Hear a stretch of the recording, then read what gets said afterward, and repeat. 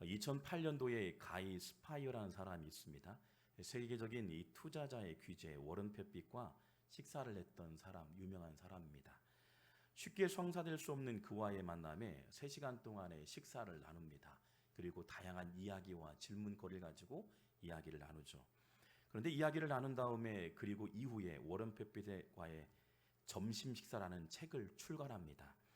그의 저서에서 워런 버핏과의 만남에 사용된 돈과 또한 이야기, 나눈 여러 가지 이야기들을 소개합니다.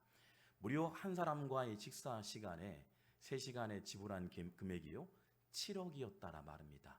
워런 버핏과의 식사 그 시간이 3시간이었는데 7억을 지불했다. 야, 얼마나 좋은 음식을 먹었을까요? 그런데 가이 스파이어는요, 워런 버핏과의 만남에 사용된 돈이 전혀 아깝지 않았다라고 책에 기술되고 있습니다.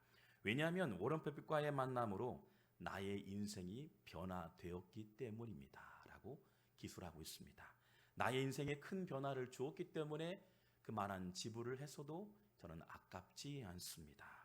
실제 워런 버핏과의 점심 한 끼 가격이요, 최근에는 무려 보니까요 2019년도에 보니까 47억에 달한답니다. 낙찰을 받아야만이 먹을 수 있는 그런 상황이죠. 얼마나 영향을 많이 받길래 대단하죠. 저는 여러분 식사를 나누면 무료로 섬기겠습니다. 아멘. 네네. 왜 많은 사람들이 그를 만나려 할까 고민해 봤습니다. 왜 만날까? 이유는 단 한 가지였습니다.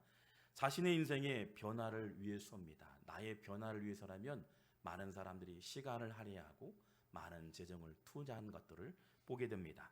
나의 인생에 변화만 줄 수 있다면 엄청난 큰 돈을 지불하고도 아깝지 않다는 것입니다. 그렇다면 워런 버핏만을 꼭 만나야만 변화가 될까? 큰 대인들을 만나야만이 우리 인생이 변화될까? 그렇지 않습니다. 그와 큰 돈을 들여 점심 식사를 했지만 경영에 큰 위기를 만난 기업도 종종 볼 수 있음을 보게 됩니다. 성공과 실패의 차이가 무엇일까요? 여러분, 많은 사람들이 성공의 이야기를 합니다. 스토리를 얘기하죠. 실패 이야기 많이 주변에서 듣기도 합니다. 그 차이가 무엇일까요? 근간이 무엇일까요? 다름 아닌 자세의 차이입니다. 아무리 워런 버핏을 만나도 자세가 준비되지 않으면 결과가 없습니다. 능력도 나오지 않죠. 여러분, 변화의 시작은 자세에서 출발합니다. 모든 매사의 자세에서 출발하는 거예요. 하나님 만날 때의 자세, 하나님을 예배할 때의 자세, 이 마음가짐, 몸가짐, 삶의 자세를 보고 계신다는 거예요. 저희 교회뿐만 아니라 수많은 한국교회를 향해서, 성도를 향해서, 이 땅의 70억 인구를 향해서 하나님은 자세를 보고 계신다는 겁니다. 잠언서 13장 4절 말씀 보면 게으른 자는 마음으로 원하여도 얻지 못하나 게으른 자의 마음은 원해도 얻지 못한다라고 소개하고 있어요. 그런데 부지런한 자의 마음은 풍족함을 얻게 된다. 부지런한 자의 마음은 풍족함을 얻게 된다고 소개하고 있습니다. 무엇을 의미할까요? 부지런한 자, 바로 자세입니다. 자세에 따라서 결과가 달라진다는 거예요. 지난 과거도 그렇고 현재도 그렇고 앞으로도 그렇습니다. 우리의 자세가 인생을 바꿀 수 있는 키워드가 된다. 여러분, 오늘 성경 본문은 성공적인 신앙생활을 하기 위해서요 매우 함축적으로 요약하고 있는데 성경에 모델되는 인물이 딱 소개되고 있습니다. 성경에 모델되는 인물, 성경에서 성공하고 승리했던 인물들이 계속 소개되면서 신약과 구약에서 소개되는 성공적인 사람들의 어떤 마음을 우리가 배워야 할까? 바로 자세를 배워야 돼요. 자세요. 이 자세를 배울 때 여러분 능력이 임하게 될 줄 믿습니다. 갖춰야 할 자세가 근간이 된 요소가 가장 중요한 게 바로 자세라는 거예요. 창세기 4장 3절에서 4절 말씀 보면 세월이 지난 후에 가인은 땅의 소산으로 제물을 삼아 여호와께 드렸고 마찬가지로 아벨도 자기도 양의 첫 새끼와 그 기름으로 드렸더니, 이 본문의 말씀은 저희가 창세기 지금 계속 강해를 하고 있어요. 저희 새벽기도는 참 뜨겁습니다. 그런데 이 강의 말씀을 통해서 우리 한번 같이 모든 교인이 누렸으면 좋겠다, 은혜를요. 그런데 오늘 보니까 창세기 보니까 세월이 지난 후에 가인과 아벨이 제물을 올려드렸다라고 소개하고 있습니다. 그런데 성경에는 올려드리긴 드렸지만, 가인도 드리고 아벨도 드렸지만 결과물이 확연하게 달랐다고 소개하고 있어요. 똑같이 제물을 드렸지만 누구의 것은 받으셨다, 그러나 누구의 것은 받지 않으셨다, 즉 쳐다보지도 않았다는 거예요. 쳐다보지도 않고 경멸했다는 거예요. 왜 그랬을까? 원인이요. 많은 사람들이 그래요. 왜 재물을 드렸습니다. 열심을 내었습니다. 헌신했습니다. 하나님 기뻐하는 삶을 드렸다라고 고백해요. 그런데 하나님 보시기에는 양이 차지 않는 거예요. 양이 차지 않는 모습으로 결과물을 보여주고 있다는 겁니다. 그렇다면 우리는 어떤 자세로 예물을 드리고 삶을 드릴까? 첫째로 요한일서 3장에 소개되고 있습니다. 요한일서 3장 12절 말씀 같이 한번 읽어볼까요? 시작.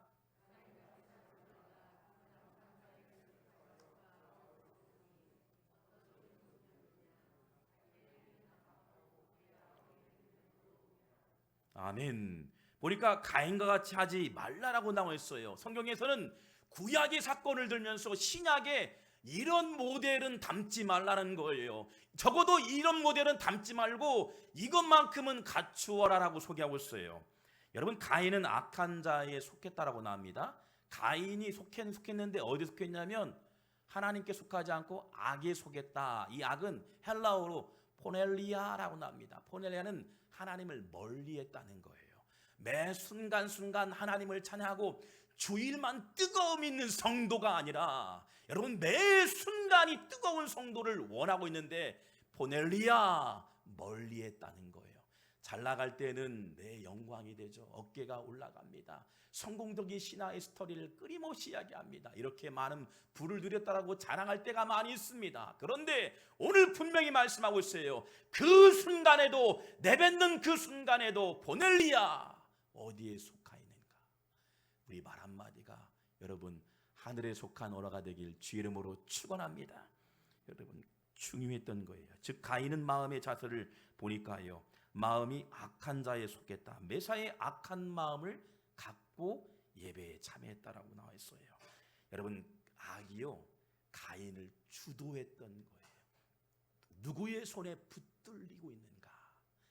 여러분 악이라는 게 가인을 주도하게 됩니다. 그런데 아벨은 의로운 자라고 소개하고 있습니다. 의로운 자. 아우의 행위는 의로움이라 의로운 자라고 소개했어요. 하나님 안에서 속한 자라고 소개하고 있습니다. 하나님을 늘 가까이 했던 사람이었어요. 말씀을 가까이 한 사람이었어요. 성전을 가까이 했습니다. 하나님의 은혜를 가까이 한 자가 되실 주 이름으로 축원합니다. 시편 16편 2절 말씀 보면 주는 나의 주시오니 주밖에는 복이 없다. 주는 나의 주시오니 주밖에는 복이 없다. 주밖에는 복이 없고 주 안에만 복 있는 믿음의 성도가 되길 주의 이름으로 축원합니다. 복은 주 안에만 있어요.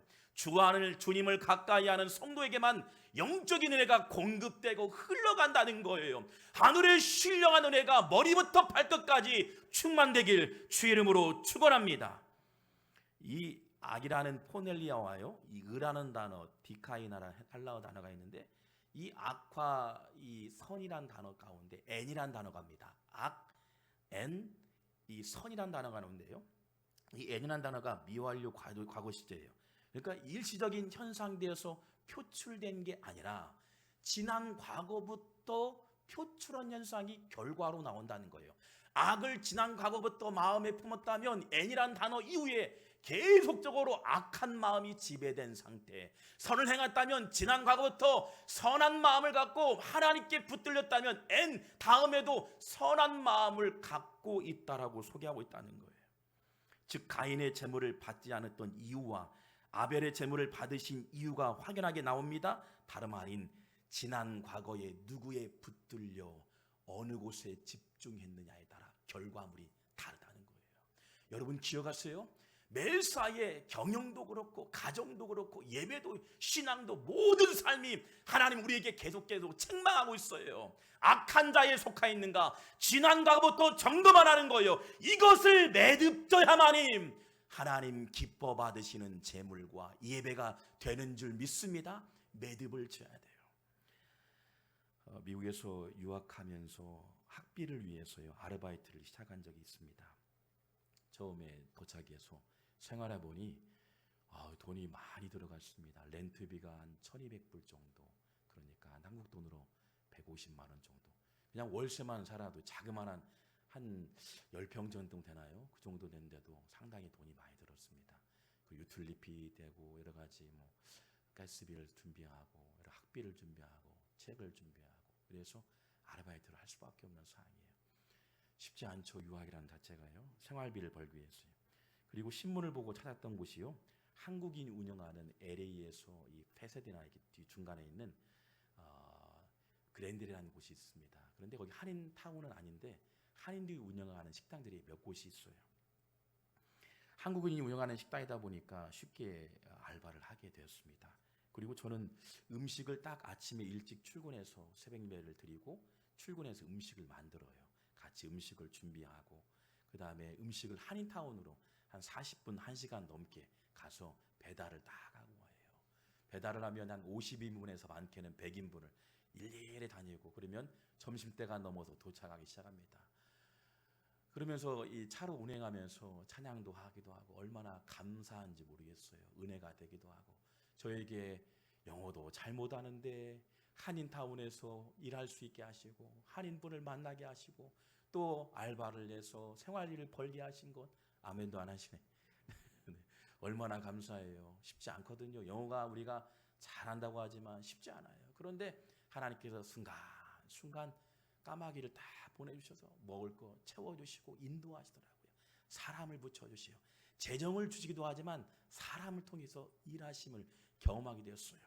그런데 거기에 보면 홀에서 배달하는 분이 있어요. 서빙하는 분인데 스페니쉬, 그러니까 멕시코의 사람들이 와서 그런 불법 체류자죠. 와서 일하는 분들이 상당히 많습니다. 미국 시민권을 받기 위해서. 그런데 매 시간에 식사를 끝나면 그 서빙한 분들이 음식을 다 정리하잖아요. 그리고 쓰레기통에 넣잖아요. 음식물 쓰레기를 분류하잖아요. 그런데 막 주인이 막 호통을 치는 겁니다. 왜냐하면 음식을 다 먹었으면 음식 쓰레기통에 버리는 게 당연하잖아요. 근데 막 호통을 막 치는 거예요. 왜 그랬을까? 알고 보니까 주인이 원했던 게요. 그 반찬들을 재탕하라고 하는 거예요. 재탕하고 3탕을 하고 4탕을 하고. 마음이 참 불편하더라고요. 주는 마음이 기쁜 마음이 있어야 하는데 제 마음속에서 이러면 안 되는데. 그런데 월급도 2분의 1로 깎아버려요. 저희 같은 경우는 한 1,500불을 준다. 그러면 다른 분들은 750불 같이 수고하잖아요. 똑같이. 근데도 불법 체류자는 이유로 2분의 1밖에 안 주고 호통을 치고 매사에 책망을 받더라고요. 마음이 참 아팠어요. 그래서 때로는 같이 두 손 물고 기도한 적이 참 많았어요. 영어는 잘 못하지만 그 친구 영어를 잘 못하더라고요. 그런데 기도하는 마음으로 가플레스 축복합니다. 힘을 내, 용기를 내. 근데 누구가 그거를 신고했나 봐요. 그래서 인스펙션 해가지고 세무서에서 경고장이 오고 하루는 갑자기 들이닥쳤습니다. 보니까요, 경고장에 보니까 내용이 얼마냐면 10만 불을 받았습니다. 10만 불은 1억이에요. 미국 대단합니다. 한번 경고를 맞고 색을 맞으면 엄청납니다. 불량식품 팔다는 엄청 큰일 만나죠. 1억을 맞았습니다. 얼마나 큰일입니까? 그리고요, 그 다음 달에 그 가게를 닫아버리더라고요. 근데 놀라웠던 게 뭐냐면 그 주인이 어떤 분이면 제가 새벽마다 같이 예배드리고 기도했던 분이에요. 그런데 그분이 LA교회 대형교회 다니신 분이에요. 대형교회. 그리고 대표기도도 하고 그리고 열심히 구제도 하고 선교도 하신 분이에요. 그 모습 보면서 돌아봤어요. 포넬리아는 나의 유익을 위해서 다른 사람을 불편하게 했던 행동이었다는 거예요. 가인의 한 사람이었지만 파급 효과가, 죄는요 부패성이 있어요. 유전성이 있어요. 연속성이 있어요. 그래서 가인의 가정에 많은 불편을 주었던 그런 사람이었다는 겁니다. 여러분 정직하길 주의 이름으로 축원합니다. 하나님 보고 있다는 거예요. 여러분 오늘 우리에게 말씀하고 있어요. 지난 과거에 어떤 삶을 드렸는가? 오늘 나는 어떤 삶을 씨앗을 뿌리고 있는가? 결과가 확연하게 달라지고 있다는 겁니다. 우리 한번 요한일서 3장 12절 말씀 다시 한번 읽어볼까요? 시작.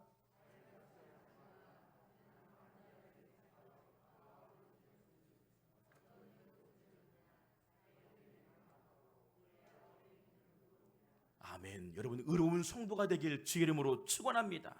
자신의 이익을 구하기보다는 수단 방법을 까지 않고 이익보다는 타인을 위해서 섬기는 믿음의 성도가 되길 주의 이름으로 축원합니다. 그랬더니요, 가인의 예배 샤하, 마음은 마음도 눈길도 주지 않았다는 거예요. 지난 과거부터 보니까 자세가 불량했던 거예요. 하나님을 떠났던 마음으로 온전히 드린다 하지만 받으시지 않았던 겁니다.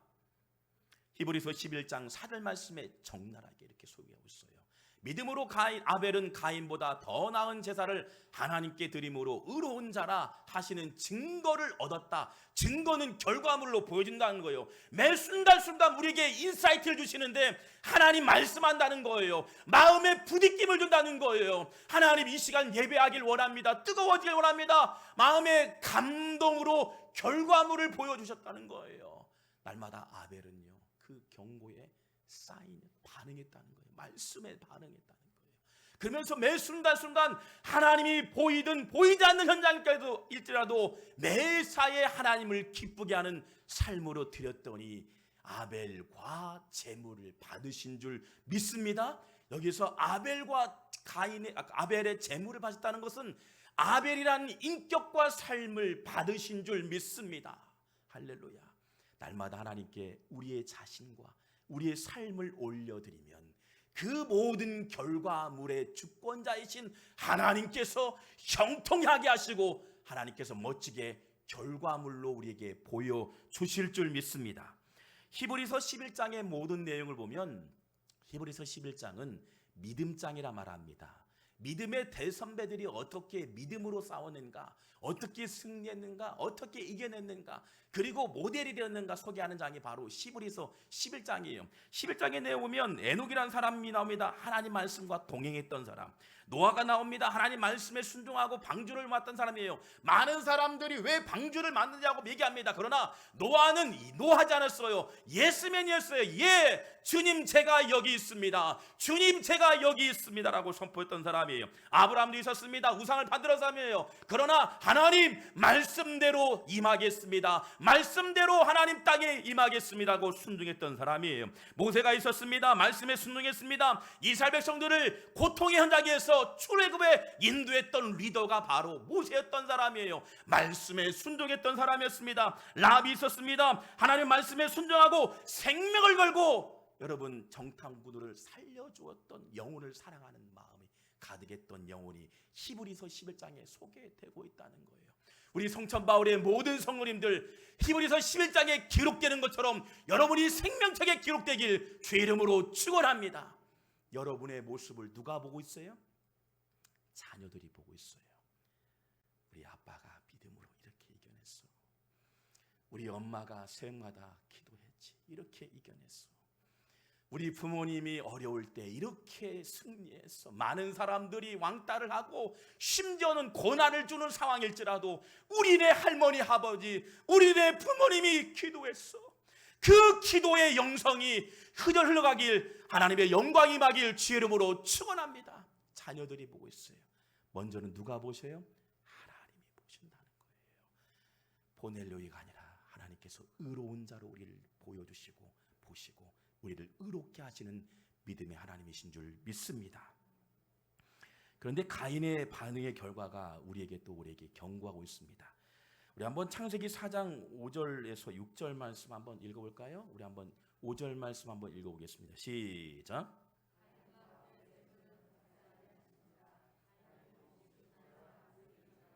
재물만 받지 않은 게 가인과도 맙니다. 그의 인격과 삶도 받지 않았다는 거예요.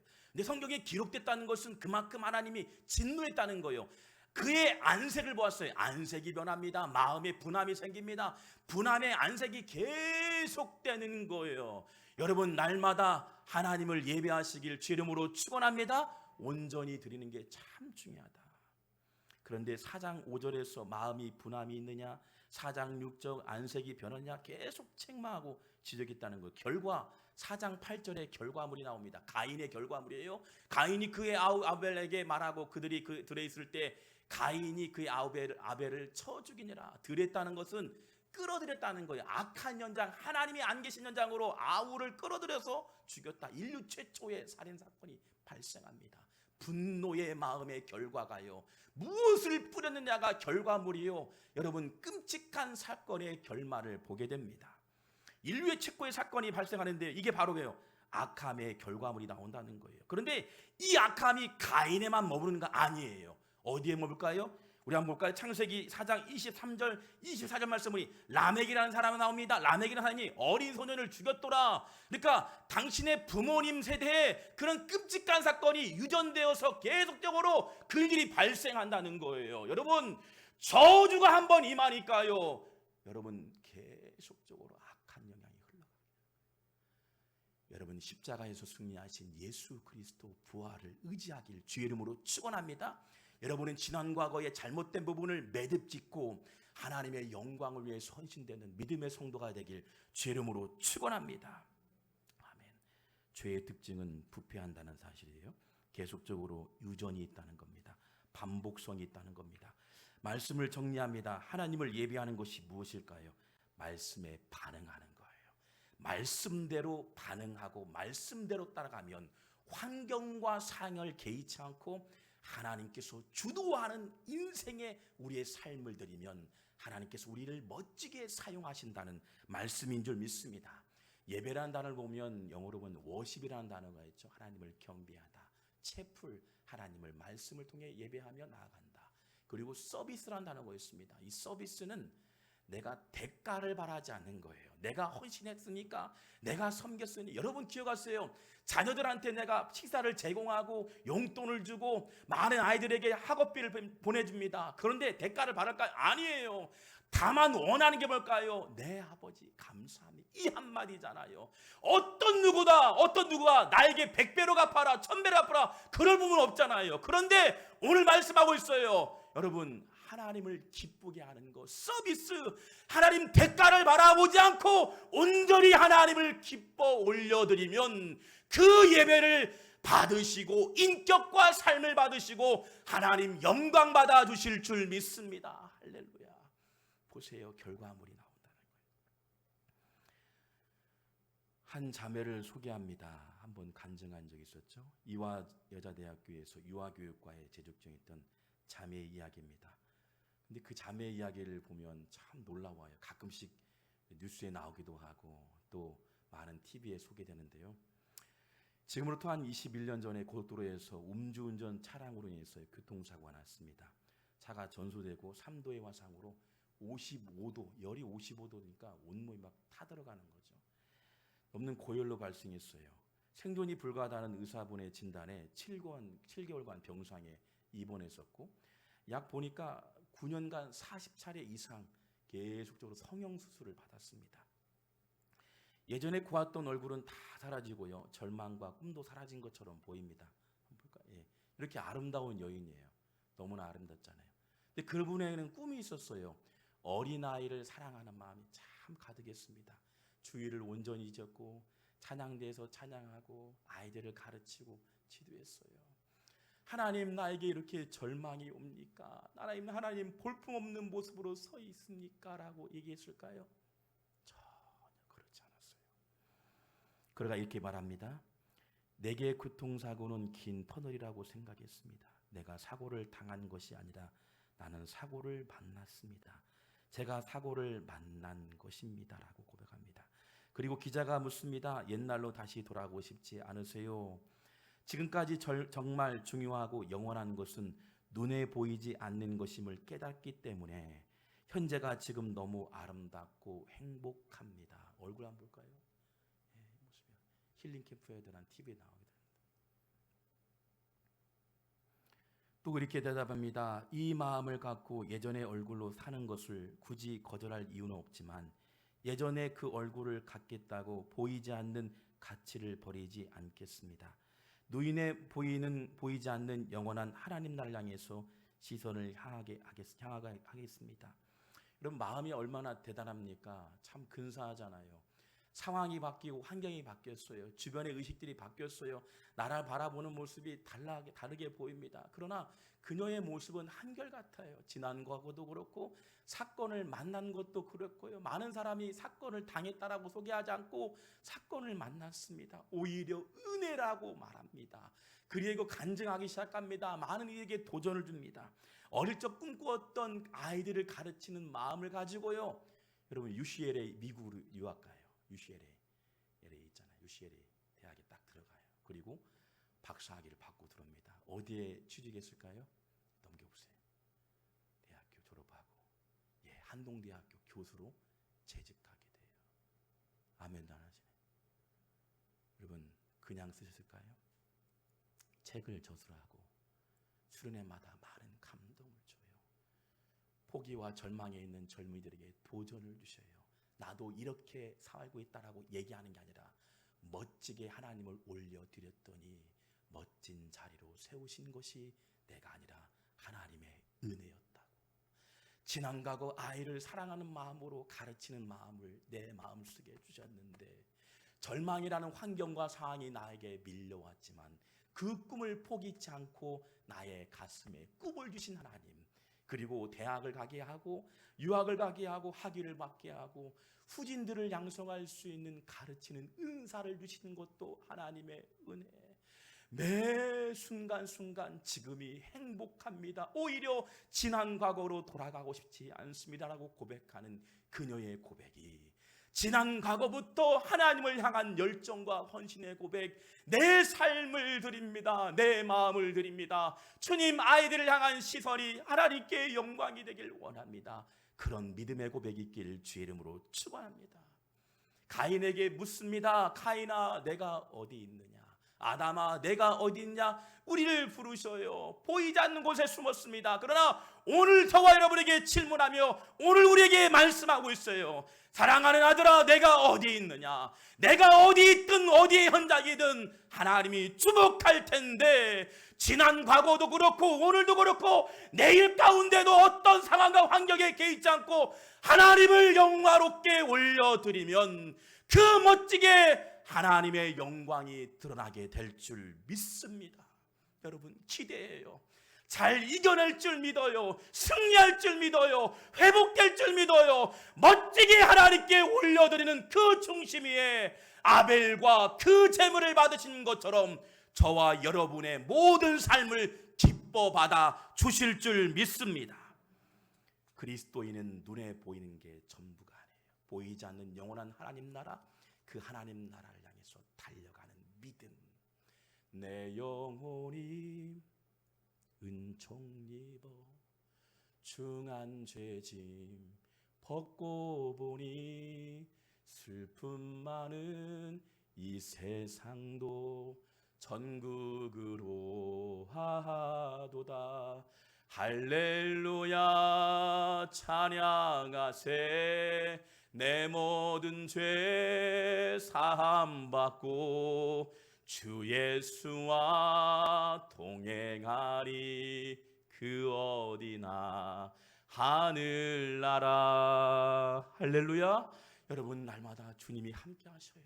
주님이 동행하셔요. 여러분을 응원하셔요. 그리고 여러분의 관심 가지셔요. 여러분 기대하세요. 소망하세요. 지난 과거 모든 것을 잘 매듭짓고 예수 그리스도와 동행하는 날마다 복된 10월 되시기를 주의 이름으로 축원합니다. 기도하겠습니다.